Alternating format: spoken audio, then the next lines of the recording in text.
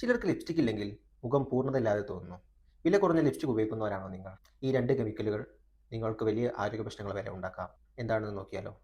ആത്മവിശ്വാസത്തിൻ്റെയും സൗന്ദര്യത്തിൻ്റെയും ഒരു ചെറിയ അടയാളം. പക്ഷേ നിങ്ങൾ അറിയാതെ നിങ്ങൾ ചുണ്ടിൽ പുരട്ടുന്നത് ഒരു വിഷമാണെങ്കിലോ. ഇന്നലൊരു പേഷ്യൻ്റ് വന്ന് പറയുകയുണ്ടായി, ഡോക്ടറെ, ഞാൻ എന്നും സ്കൂളിൽ പോകുമ്പോൾ ഈ ലിപ്സ്റ്റിക് ഉപയോഗിക്കാറുണ്ട്.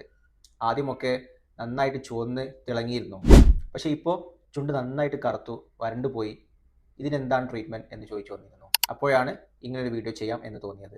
ഈ കുട്ടിയെ പോലെ നിങ്ങൾ ഇത് അറിഞ്ഞു തുടങ്ങുമ്പോഴേക്കും ഇതൊരു അഡിക്ഷനായി മാറിയിരിക്കും.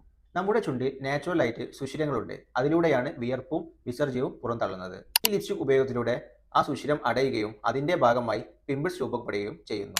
ഇതിലെ രണ്ട് പ്രധാനപ്പെട്ട കെമിക്കൽ വില്ലന്മാരാണ് ഒന്ന് ലെഡും അതുപോലെ തന്നെ രണ്ട് പാരബെനും. ഒന്ന് ലെഡ്.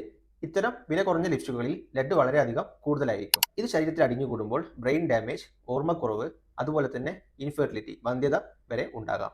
അതുപോലെ തന്നെ ഗർഭിണികളിൽ കുഞ്ഞിന്റെ ബ്രെയിൻ ഡെവലപ്മെന്റിന് വരെ ഇത് തടസ്സപ്പെടുത്തുന്നു. രണ്ടാമതാണ് പാരബെൻസ്.